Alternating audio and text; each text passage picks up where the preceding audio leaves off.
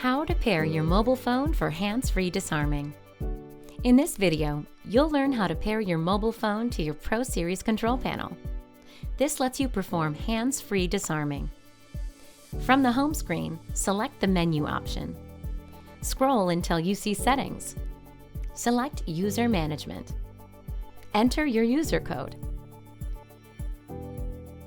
Select the user you want to pair to. Let's use Dad. Scroll down until you see Bluetooth Disarm. Select Bluetooth Disarm.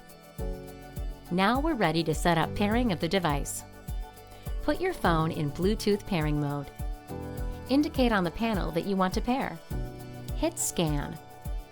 On the bottom, the Pro Series control panel pops up as a pairing option. Select Pro Series. It will show that it's trying to pair with the control panel. You'll get the code on both devices, indicating that this passkey is the same for both. Hit Pair to accept.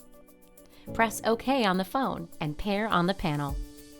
That's all there is to it. Your phone is paired to the control panel. Now when you arm your system in the away mode and return with your phone, the system will turn off automatically when you enter the front door.